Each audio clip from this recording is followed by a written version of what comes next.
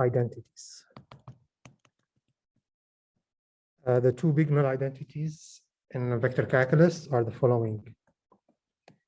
If you take a curl of a vector field that is obtained from a scalar, so if you have a scalar and you take the gradient of that scalar to get a vector field, this is going to be identically zero, meaning at every point of space, this is going to be zero. If you have a field that you, vector field that you get from curling another field, measuring the curl of the field, and then you find the divergence of that, you get a scalar field that is identically zero. I guess more accurate is to put a zero here, arrow, to signify that this is a vector field in all of space that is the zero vector. Here, this is a scalar in all of space that is the zero scalar. Right, because the result of this thing needs to be a vector, right? Because this is a vector, you curl a vector, you get a vector. This is a vector, you diverge, you find the divergence of a vector, you get a scalar field. And those null identities are easy to prove. Why? Because by definition, if I have a field that I obtain from divergence, from gradient, sorry, if I take the gradient of a scalar field and I get a vector field, by definition, that kind of field, if I integrate it from any point, find the line integral from any points, P1 to P2 dot dl, we said that's going to be VP2 minus VP1. That doesn't have a name. This is like an analog to the fundamental theorem of calculus. Right, but then what happens if P1 equals P2? If this is a closed path, a closed circulation, this is always going to be zero. Integrating gradient V across any closed path will always going to be zero. But we know from the definition of the curl any vector A dot n hat is going to be a limit as delta S goes to zero, right, of the circulation A dot dl over delta S.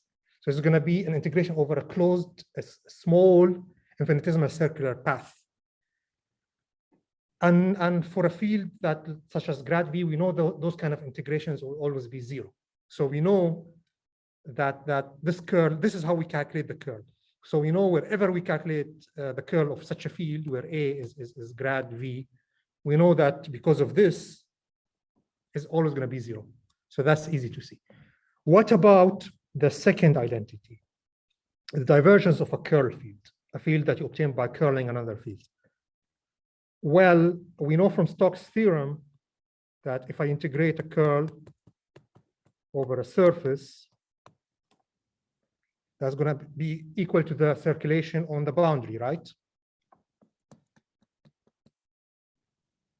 So so this is surface S, this is boundary C. If I integrate a curl over a surface S, that's going to be equal to the circulation over the boundary C. Right? Well, what happens if I kind of like have a piece of, if I have stretchy rubber, and then the surface is, imagine it's a stretchy rubber, and then you kind of like make the boundary smaller and smaller and smaller, you know, like a balloon. Balloon is a surface, so it has a boundary here where you blow into the balloon. Make that boundary smaller and smaller, smaller, until you ultimately get really tiny boundary, and then you pinch it off, you close it. So what happens during this process? The boundary gets smaller and smaller and smaller. It's still a surface with a boundary. So really a closed surface, you can imagine it as a surface with a tiny pinch somewhere. So it has a tiny pinch here. It has a small hole there. And you can imagine that hole as you go to infinity, as you continue the process to infinity, gets smaller and smaller and smaller, right? So for this kind of field, let's say you do this process. What happens then to this integral?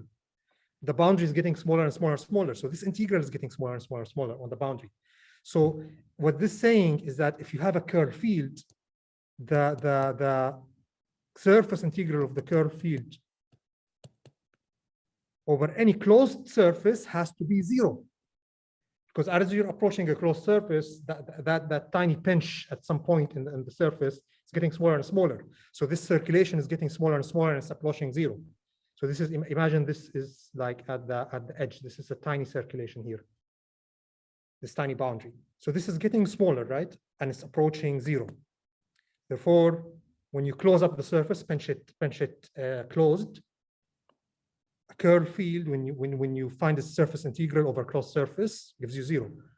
Well, in the definition of the divergence of any field B, it has a closed surface integral in it, right? So this is limit as delta V goes to 0, delta V, a closed surface integral of B dot ds. This is the boundary of delta V. So this is delta V, and this is the boundary of delta V. Delta V. Let's call that. Right. So the definition of the divergence has a flux integral in it. Has a closed surface integral in it. So it has to be 0 because this is a curl field. Because of this, because for a curl field, any closed surface integral is going to be 0. Divergence has a closed surface integral in it, in its definition, in the way we calculate it. So therefore, this has to be 0, regardless of what V is and what way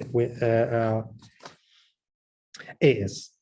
Okay, so those identities are pretty easy to prove. Okay, now I want to talk about using those identities to classify vectors. Right, so I want to talk the classification of vector fields a little bit. So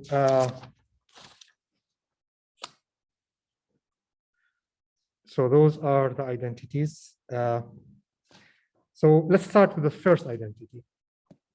Curl of a gradient of a scalar. This is identically equal to 0. Instead of a gradient V, I could write C. So this is curl of C identically 0. So this relationship goes both ways, meaning that you can go this way, meaning that if you have a curl gradient, you know, the gradient is a vector field and this is identically 0, or you can go the opposite way. You can say if you have a field, so you can say if you have some field, someone gives you a field and you discover that the curl of that field is identically 0, is 0 everywhere. I mean, I don't need to put the identically sign. I mean, equality sign is enough. This should instantly mean that it's 0 at every point. I'm not specifying it's 0 at only one point. Right? So this is 0 everywhere. So the opposite direction is also valid. Because this is 0 everywhere, I can write this field as a gradient, right? So C can be written as either C equals gradient U, some scalar vector, let's say V. V here is reminiscent of voltage. We will discover that this thing we're talking about here is voltage later. But right, so if someone gives you a field and you discover that its curl is 0, meaning it does not twist or shear anywhere, that field can be written as a gradient of a scalar field. Right? To sprinkle in some early physics here is that, for example, if the field was of an electrical field where there is no electrical currents, only charges, we will discover that we can write this electrical field, which is a vector field, as a potential field. So we can introduce the electrical potential. But we can only do that because there are no currents. Once currents come into the equation, we cannot use potential directly anymore. All right. So, or C equals minus gradient V. It's convention in EM theory to use the one with the minus sign. It doesn't matter. Either this or this is going to give you 0. Right, and the null identity, it doesn't matter whether I have minus grade V or, you know, the minus goes to the other side and it's same, 0 times minus is 0 still. But it's conventional, so we have two choices. It's conventional, this is by convention, to pick this. If we have a curl-free field, we can write it as using this form. Such a field has two names. It's either called, so such a field, someone gives you a field that it has this property, that its curl is 0. You can write it like this. This is called the curl free field, or irrotational field. I mean, this is obvious. It doesn't rotate, it doesn't twist, so it doesn't rotate around itself, around any axis. It's an irrotational field. It doesn't shear, skid around itself. It's just, you know, irrotational. The rotational field has the property, of course, if this is in the differential side. If we go integrate up to the macro, we go from the micro to the macro, we get Stokes theorems, right? So we get that if we integrate this grad C, this rotational field, dot ds over a surface, we find the flux of this field over a surface. That relates to the circulation of the field over the boundary of that surface, and that is 0, right? Because this is 0, from Stokes theorem, this gives me the result that the circulation of any irrotational field, meaning if you integrate that field along a closed path, will always be 0. It follows from Stokes theorem. And this, what follows from this is that also this field is conservative. An irrotational field is a conservative field.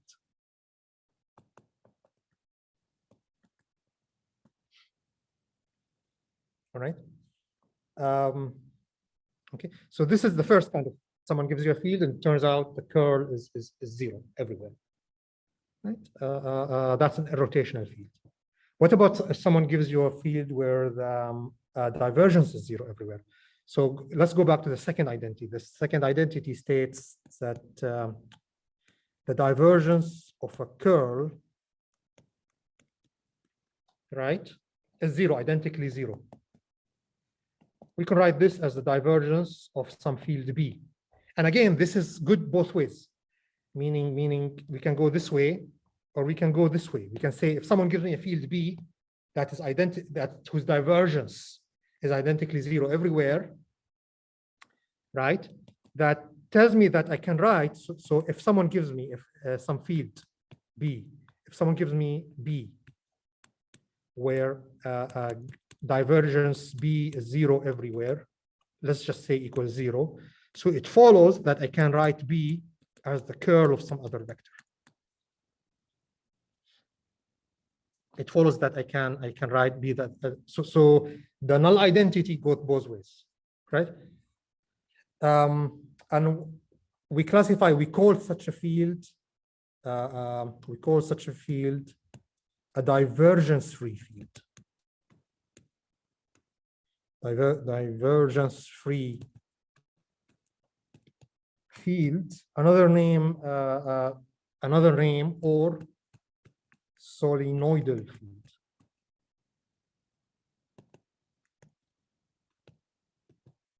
Right? So this is a field that does not compress or expand, converge, diverge everywhere. If anything, if it changes, it twists and shears. Right? So we call such a field, I guess the inspiration is from the solenoid. The solenoid is something that twists around itself. I'm guessing, I mean, I don't know the history about this name. Right, but such a field is called divergence-free or solenoidal. So we now have an irrotational field, which is the fields where the curl is 0, and then we have a solenoidal field, which is a field. Someone gives you a field with the divergence 0. This is a solenoidal field. The irrotational field, you can write it as a gradient of some scalar field.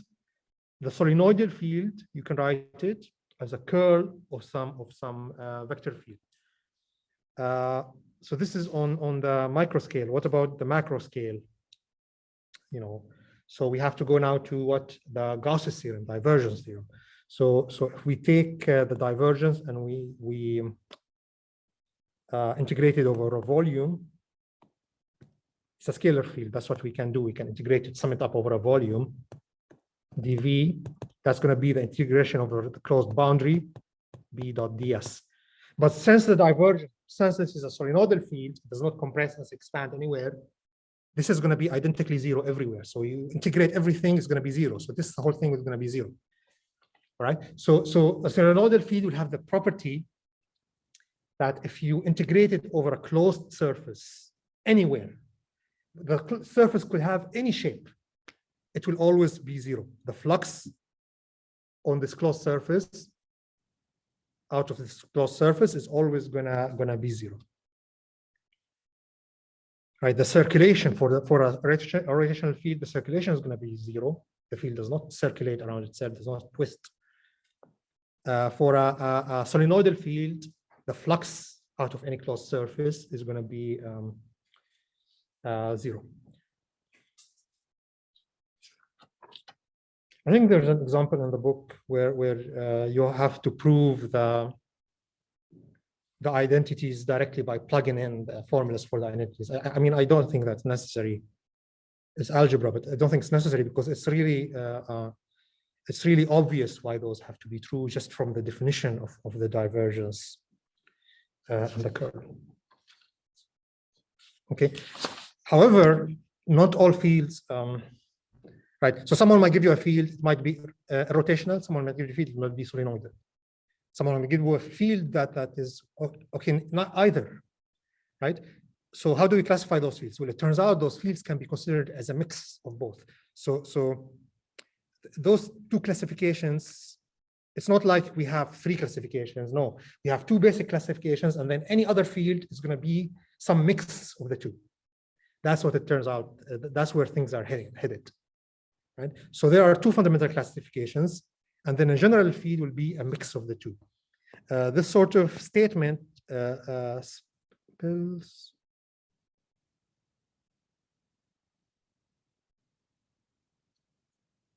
RIP, who died?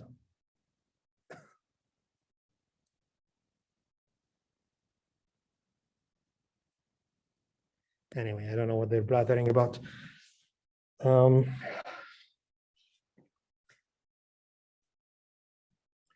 All right. So this sort of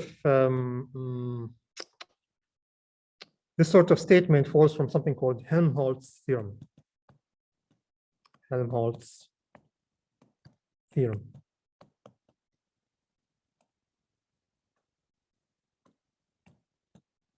And let me write down the statement of this theorem. A vector field is uniquely, the keyword is uniquely, defined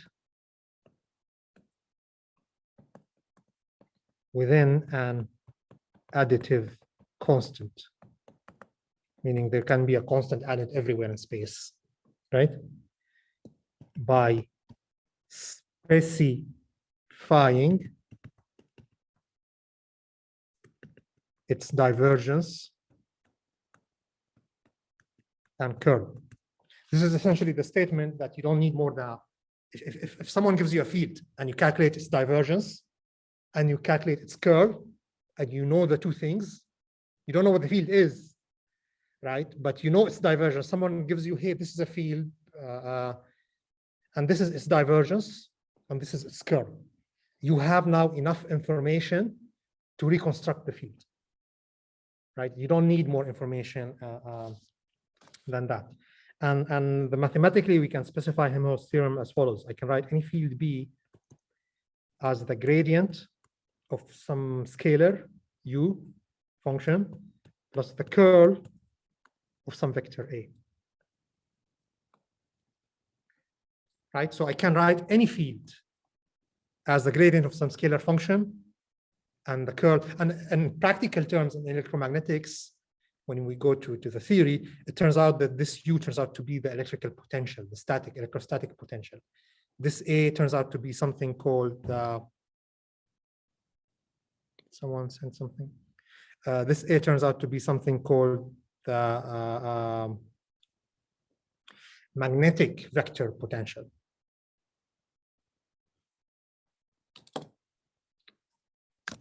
Let me double check. Are we still in the meeting?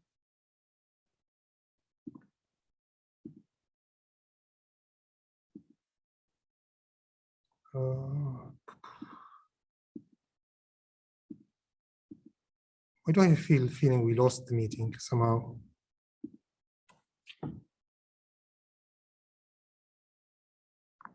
Oh, no, they're there. I think I was confused because I couldn't see the window where okay, people are still there. Okay, so what does this mean? How can we, what we can do is we can take, let's take, so I said we can, it's this, this is the end result of the theorem, right?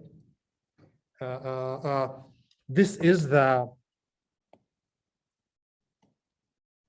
another way of stating it that we wrote B as a sum of this is irrotational, right? This is solenoidal, right? So remember we said if the divergence, if it's divergence free, this is solenoidal. If it's curl free, it's irrotational. So this is an irrotational component, and this is a solenoidal component. So, and how does this jive with stating that we can specify the field by its divergence curl? Let's take the divergence of B. Divergence of B is going to be divergence of minus gradient U. This is 0 from the null identity. Divergence of oh, sorry, no, this is not 0. What I'm saying? So divergence of minus grade U. We can take the minus out, right? Plus divergence of a curl field. Now from the null identity, this is 0, right? Divergence of a, which null identity? The second divergence of the curl field is 0, right? So this is 0, right? What is this? So this is a gradient. So we go from a scalar function to a vector field, and then we take the divergence of it. So we go back to a scalar field. So this whole thing is a scalar field. We can signify it as rho. So we could write gradient B equals rho.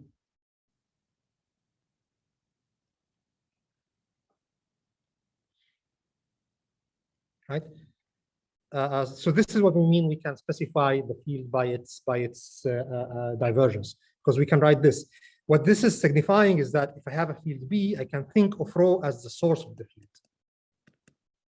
Right? Because if I take as a source of the field, because if I take the divergence of this field, I get a scalar field rho.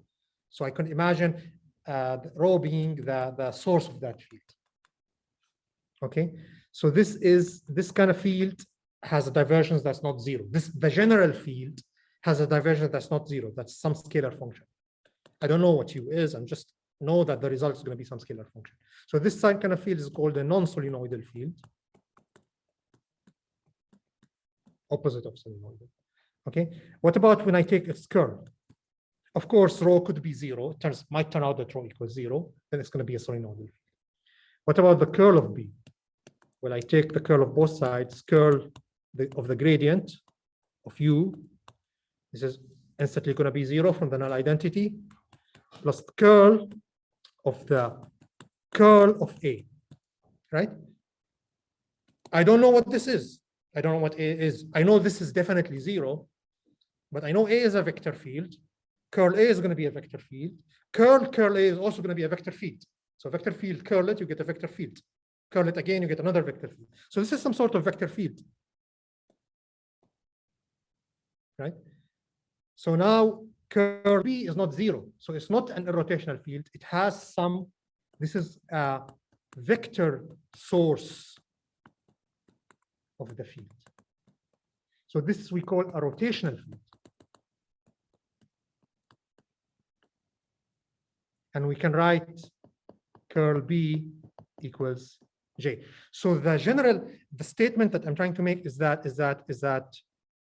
the general field, the irrotational field has no vector source. So its curl is 0. a divergenceless field or a solenoidal field has no scalar source, its divergence is going to always be 0. However, a general field that is both rotational and non-solenoidal might have a scalar source, rho, from its divergence, and might have a vector source. So if we want to tie a general field to potential sources, meaning sources that generate the field, those sources, according to Helmholtz theorem, turn out to be have to be either scalar sources, which in EM turns out to be the electric charge, or vector sources, J, which in EM turns out to be the electric current. So the classification now is as follows. We have 4 different, you can deduce that we have 4 different classifications.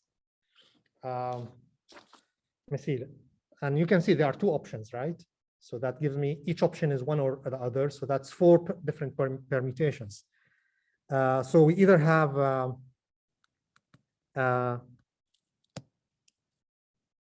non-solenoidal rotational vector field. So this is a field that's non-solenoidal, meaning it compresses and converges and diverges, compresses and expands, and tends to rotate around axes. So this sort of field is a field that has 2 sources. This sort of field has both a scalar source, divergence B is some rho, and curl B is some J. So this kind of field, we call it a non-solenoidal rotational field. We could have a non-solenoidal irrotational field. So this kind of field is a field that only has a scalar source. So this is a field that has only scalar source. Great. It turns out that divergence B is going to be rho. I don't know what rho is. It's just some scalar function. But curl B turns out to be 0. Such a field would arise, for example, if you have a situation where you have only electrical charges but no current. So such a field will be non-solenoidal but irrotational because of the non-existence of current. So it will only have a divergence but no curl. The third option is a solenoidal rotational. So it's both solenoidal and rotational. So that means solenoidal means that it has no divergence, it has no scalar source, but it has a vector source. And finally, solenoidal and irrotational. So it's both solenoidal and irrotational, meaning there are no sources whatsoever, right? There is no scalar source to turn it into non-solenoidal, and there is no vector source to the field. This is a free field without any sources tied to it, which could happen. You could have, I mean, electromagnetic fields coming from the sun are free fields. The electromagnetic waves coming from the sun, I mean, the sources are so far away, you might consider there are no sources. It's just, it's like the fields decoupled from the source and they're flying free in space all by themselves, which happens, which is the point, which what light is essentially. Right? So, I mean, this is just, to me, nomenclature, nonsense, but I mean, it's good to know when people are talking to you about this stuff, it's good to know what they're talking about. But it's just, you know, there are 2 classifications and you combine them together, you get 4 different things. What it falls down to is the curl and the divergence. The key point I want you to get from this is that if you know the curl and the divergence of the field, you know everything about this field. There is no hidden information that you have to scour for and try to, you can reconstruct the field just by knowing the divergence and the divergence of the curl. The divergence gives you the scalar force, the source of the field, and the curl gives you the vector source of the field. Essentially, you can solve it. It gives you a divergence and a curl of a field. You can solve for that field and find that field without requiring any new information. Okay, the final thing I want to cover in vector calculus is a bunch of, we know how to differentiate once. There are a bunch of useful second order identities. So there are second order identities. right? We have two identities. We can combine them. We can do it, repeat them twice. So if we have the divergence of a gradient, what is this? This is a scalar field, right? So this gives me a scalar field. You have a scalar, you gradient, you find a scalar, you get a vector field, you find the diversion of the field, you get again a scalar field. The other second order identity is you can find a gradient and then take its curl, right? Curl of a gradient field. What is this? This is the null identity. So this is null number one. So we've already covered that. If you take the the divergence of a vector field, that gives you a scalar field. Any scalar field, you can find its gradient, right? This is not the null identity, actually. This is something else. So this gives you what? A vector field. This gives you some vector field. I don't know, F or B, whatever. So we'll talk about what this operator means in a bit. But right, so gradient first, and then divergence, gradient, and then curl. And then you can take divergence and then gradient, and then curl and then divergence. This gives you a scalar. This is null 2. We already covered this. This is null identity number 2. This is a 0 everywhere. And then finally do the curl twice. You cannot do the divergence twice, by the way, because once you find the divergence of a vector field, you get a scalar field. You cannot find the divergence of the scalar field. The divergence operator needs to eat in a vector field. Right? But the curl you can repeat as many times as you want. But I mean, repeating it twice is useful, I guess, has some use, but repeating it more, right? So this has some meaning. This is some vector field, has some meaning. So we already covered the null and the null. What about this? What does this mean?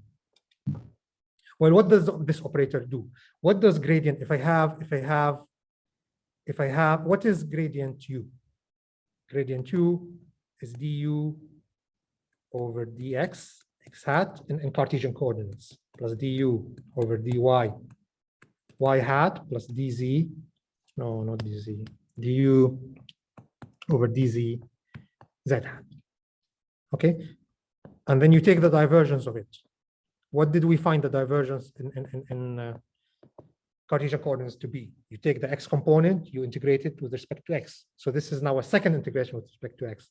So this becomes delta squared u delta x squared plus delta squared u delta y squared plus delta squared u delta z squared. So this is the second order there. This sort of operator has a shorthand. So I can write this in shorthand. I can write this shorthand as nabla squared u, right? So nabla squared u, this is just shorthand. This is just shorthand for gradient and then divergence. So this is shorthand for gradient, then divergence. Right? This is going to be the second order derivative of u, the scalar field, on every axis. Of course, there are other formulas for different coordinate system. You have to do them by hand the first time and then look at the table, but they will be different. The result they're going to give you is the same at every point in space for identical points in space, but the formula will be different. This sort of operator is a very important operator. It's called the Laplacian. Very important operator in physics, and it's called, if you ever heard of the Laplacian of something, this is what we mean by the Laplacian.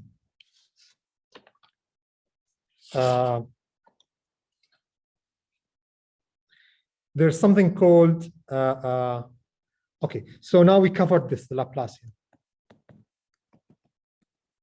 What about those two? Well, those two actually are not really useful by themselves. They show up in a combination. They show up in a combination that is called the vector Laplacian. So this Laplacian here, you can apply it to a scalar, but there's some other entity called the vector Laplacian that you can apply it to a vector. Okay, So this is by definition. This is how we define it. All I know is that this is something that's going to, it's a machine that's going to take in a vector and spit out a vector. By definition, this is a definition, we define it as taking the gradient of A, this gives me a scalar, and then taking the divergence of A, this gives me a scalar, and then taking its gradient, minus double curling. So in the vector Laplacian, I combined this and this. This and this. And this is, again, this is not a theory. This is by definition. This is how I define the what's called the vector Laplacian. So this is the vector Laplacian. It has its uses. Maybe we will get to it, use it this semester. Maybe we will not, but I think we might. But it has its uses. It turns out if you do the manipulation, let's say you plug everything in Cartesian coordinates and you do the manipulation, it turns out that the vector Laplacian in Cartesian coordinates only, not in any general coordinates, in Cartesian coordinates. In other coordinates it will be different. But it turns out it will be something like this. It will be x hat. So this is the vector Laplacian. And then the scalar Laplacian of the x component. Essentially, you take the x component of the vector as a scalar field, and you take its Laplacian, scalar Laplacian, right? Plus y hat, scalar Laplacian of y component. Right, so the vector in every point in space has an x, y, z component. You consider the x component by itself to be a vector field, a scalar field, sorry, and then you take the Laplacian of that. The y component by itself, you consider it to be a scalar field, you take the Laplacian of that, right? And so on and so forth. This is only true only for Cartesian. Remember, if we change the coordinate system, the formula will change. But this is kind of a useful way to calculate it in Cartesian coordinates. If you want to calculate it in general, you have to go back to the basic definition, which is this. It involves calculating a divergence, and then a gradient, and then calculating a curl twice. Calculating the curl one time, and then taking the result, calculating the curl of that again, subtracting it from what you get here. Okay.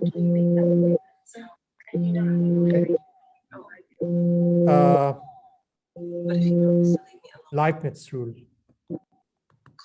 It turns out those things are differentiation, are forms of differentiation in the third order, right? In 3 dimensions. So something that always turns up in differentiation is called Leibniz rule. Leibniz rule is essentially the product rule. So if I have d over dx of fx, Leibniz rule is just the product rule. That's equal to fx dg over dx g df over dx. The product rule is called Leibniz rule. And it turns out curiously that if you go through all the algebra, Leibniz rule in some form also applies for any of those identities, any of those operators. So there are 3 important ones, I guess, that I'm gonna write, 4 important ones that I'm gonna write down. So gradient. What happens if you have 2 scalar fields multiplied together, U and Q? So some form of Leibniz rule needs to apply. So this is gonna be, if you do the math, if you do the calculation, this turns out to be, and collect everything together. Let's say do it for Cartesian coordinates. You'll get this result, but it's going to be true for any coordinate system because the result does not depend on the coordinate system. So it will turn out that this is going to be equal U gradient Q. So you take this vector field and you multiply it by this scalar field. What does it mean to multiply a vector field by a scalar field? At every point in space, you multiply the vector, you scale the vector at that point by the value of the scalar field at that point. That's essentially what it is. Plus Q gradient U. This is exactly analogous to the product rule in calculus for differentiation, and it shows up for the gradient. Actually, in a way, you could argue that the fundamental property of differentiation is the Leibniz rule. Like the essence of differentiation, whenever you encounter exotic and more general and more abstract, and more high-level forms of differentiation in higher and higher dimensions, it always comes back that the Leibniz rule is in some way true. So it's curious that the Leibniz rule always shows up when you encounter differentiation in any form. And in many ways, you can consider it to be the core essential property of differentiation. The Leibniz rule also appears when I take the divergence of a vector field multiplied by a scalar field. You can take any vector field, scale it at every point differently. You can do that, right?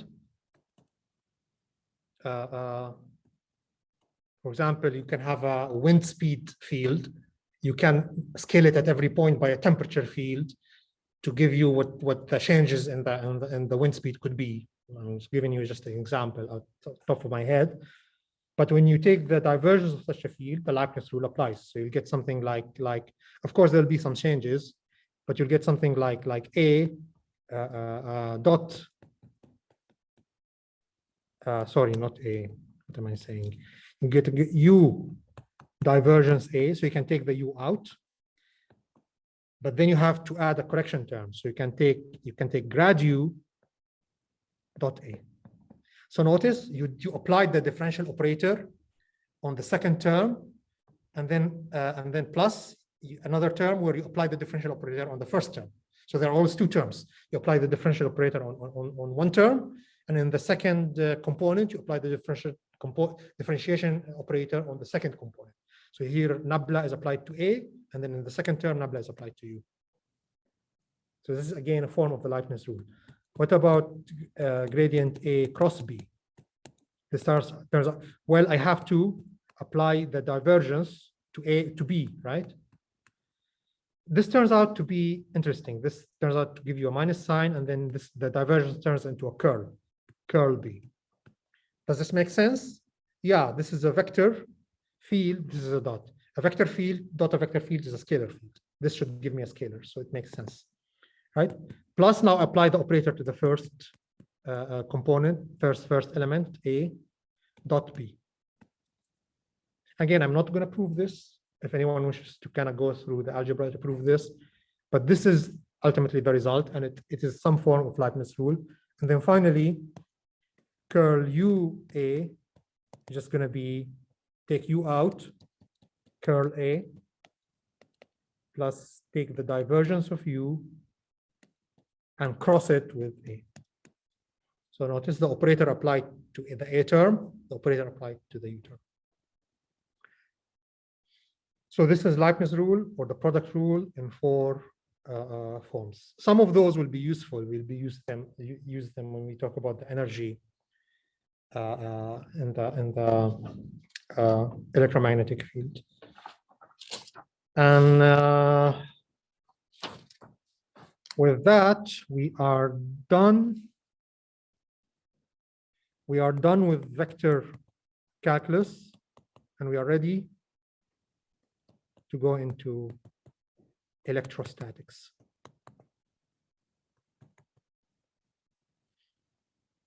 So this will be the progression. We'll start with electrostatics, then we'll go into magnetostatics, and then finally at the end of the course, we will tie, bring dynamics into it and tie both electrostatics and magnetostatics together.